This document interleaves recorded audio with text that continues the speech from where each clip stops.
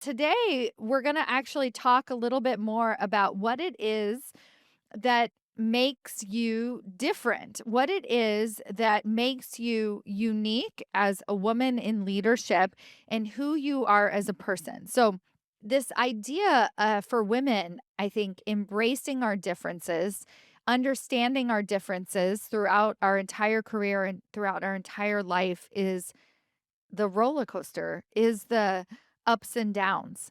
So I'm going to go back in time a little bit on my journey, which is that I'm incredibly different. I'm too loud, too outspoken, too whatever, all the things. And I always feel like I think differently. And I remember growing up and wanting more friends, right? Wanting to fit in, desperately wanting to fit in, desperately wanting to find a very linear path. And I think this is the existential crisis for women who are different because, as a woman, you're already different than the people who are around you, especially if you're in the corporate world, right? You look different, you think differently, you act differently, just quite frankly because of your gender. And then add on top of that, if you're a woman of color, you're also going to think even differently than everybody else because of your upbringing, your worldview, the way you see things, just anything, right? And so if you get into this field, into this world, this corporate world, where you want to make a change and you are different. And so you know that, right? You already know that. You're like, "Look, I open my eyes, I am different than every single person in the room." Yet there is this fire, this pull to be the same as everybody else. Wouldn't it be easier if I could just stay in my other job? Like, couldn't I just be happy in that other job, happy doing the status quo? I get paid really well. I'm able to call my hours. I've been here almost 8 years. I love the work that I'm doing. I love my team. I've put my team together, but it's not enough. And I wish I could just be happy. I wish I could just be normal. My encouragement for you today, listening to this podcast episode, is to begin to embrace that difference. I want you to go back in time and I want you to see the girl that didn't do what everybody else did. I want you to see the girl who spoke up and said, "Hey, this is not right," or who maybe spoke a little bit out of line. I was just having a conversation with somebody when she was a kid and she called another girl in her class dumb, right? And then she got in trouble and she was like, "But she is dumb." Right? So we are the people who see the world differently, right? And so we've had these moments where we've been able to speak up, when we've been able to do something different. Yet once we actually get there, we're like, "Oh, wouldn't it be easier if I was just included in the same?" And embracing that difference, knowing that you're different, right? Again, this is what I'm saying. You probably already have these inklings because it's incredibly frustrating and it can seem like it's what's holding you back. When I moved to New York City to become an actress, I remember I was in the cattle call line. And basically, this is like you go to the union building and you can audition and you wait in line for the auditions. And you're waiting to be like everybody else. And you're just like, hopefully they like me. Hopefully I can show them what I have and my talents. And I remember waiting in this line and I was like, I never, ever, ever want to do this again. And so I didn't. I started my own theater company and I decided that I would make agents and casting directors come to me. Instead of waiting in line for them, I was going to bring them to me. And it worked. That's what I did in New York City for almost a decade. And I helped so many other performers find their way in this way as well because I was different.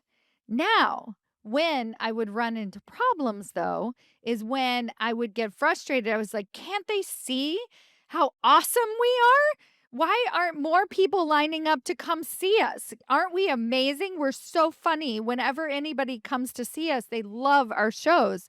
So, shouldn't there be more and more people?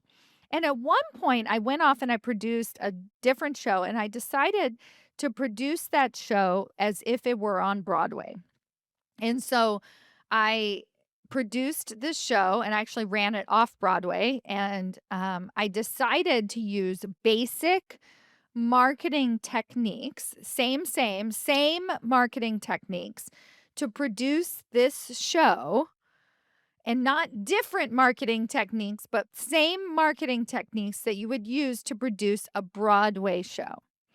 But the process that I used to sell the show, to get the show in front of producers, was the same process. And I literally took a Broadway production course to learn this process step by step, as what everybody else does, right? To get a show produced on Broadway. That was it. And now with my women, what I do is I teach them a same process to get them in their uniqueness, in their differences, promoted into higher level leadership positions. Right? Because where the problem set in is like, okay, so you come into this leadership position, you have something to say, you're different, you look different, you think different, you act different than the rest of the room. They don't accept you, right? You don't fit in completely. It seems like they're off having golf outings without you and getting drinks, and everybody else is getting promoted and you're getting left behind. And so you have a choice. You can either be more like them, like completely change your personality, change who you are. I don't know, back in the 80s and 90s, women used to quite literally like lower their voice, look, act, think, talk more like men. That was the goal, right? If you wanted to be promoted, that's exactly what you had to do. Or what I see most women doing in today's age is being more themselves, right? And so this is where we get into challenges because we are different. And so we decide to speak a little bit louder. Can't you see? Isn't this amazing? Why aren't people coming to my show? And then that frustration really shines through. And that's when sometimes we get labeled as too aggressive. Sometimes what happens is we are aggressive, we are frustrated, we are speaking up very loudly because we do deserve to have our voice heard. We want people to know what's going on. Or what a lot of my clients actually do is just quit. They're like, look, this place doesn't accept me. This place isn't like me. I'll never fit in here. So I'm gone. Right. So this is the back and forth that so many women feel. And then what I strive to do in my coaching is actually set the woman down and say, "Oh my God, you're amazing. You're so unique. You're so different. You're so incredible. But we're going to use the same methodology to get you into a promotion," right? The same methodology is not look more like a man, lower your voice more like a man. The same methodology is you have to communicate out of the weeds. You can't be totally in the weeds and expect to be promoted into higher levels of leadership. You have to have allies all across your organization.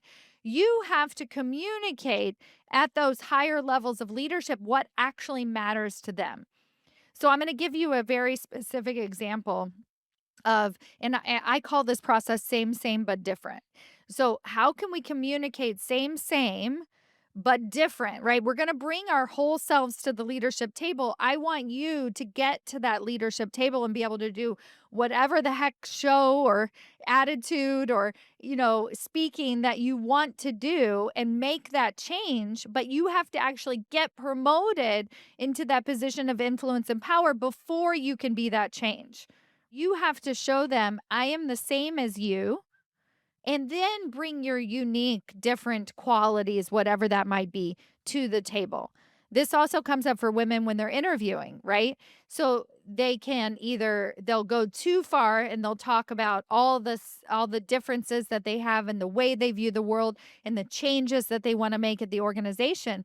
But the problem with that is you haven't built that foundational trust, that sameness.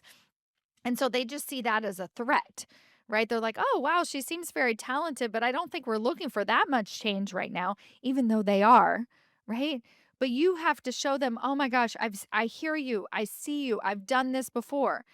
So here's the tip that I want to give you as I close out today's podcast episode.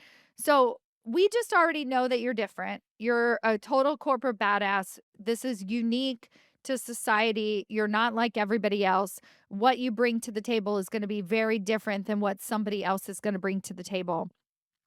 Now, in order to get the same sameness, all I want you to do is to listen for the words that leadership says. What is the mantra that your CEO is saying all the time? What is the thing that your boss always says that he wants, right? So let's say your boss is always saying, we need to be the first to market. And maybe this is coming from his CEO as well. Okay. So he's just repeating over and over again, we need to be first to market. Now, your process of getting first to market might be different. Like you need to make sure you build your team first. You need to make sure that you solve some other problems before you go first to market. Because if you go just first to market, then you could fail, right? So you have a whole process. And so maybe perhaps you've been talking to your boss about the process, right? But what I would like to challenge you to do is one, listen to those words. What are the words that your boss is consistently saying? And then what I want you to do is quite literally repeat those words back to him.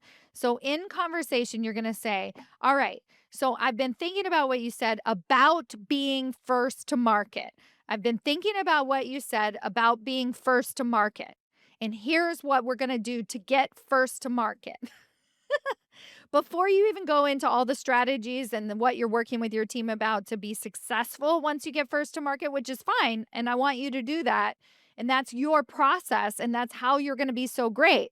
But you have to spend at least 10 seconds, 2 minutes acknowledging, I hear you. I know you want to be first to market before you talk about taking things slow in order to be successful at being first to market. Because he's just saying, we want to be first to market. We want to be first to market.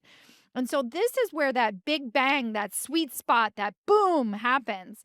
Is because if you can communicate to him, hey, I gotcha. We're going to be first to market. Then you go back to your team and you're talking to your team about being successful once you get first to market.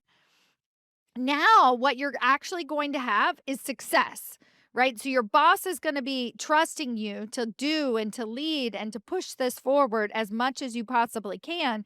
And then, once you actually get to market, you're going to have huge amounts of success. So, your boss is going to credit you for not only being first to market, which was his directive, but also being successful once you got there. So, if we don't tell our bosses, like, we hear you, same, before we start sharing our unique, different process of how we're going to make it even better than what he's saying, then we erode that trust. He gets a little bit confused.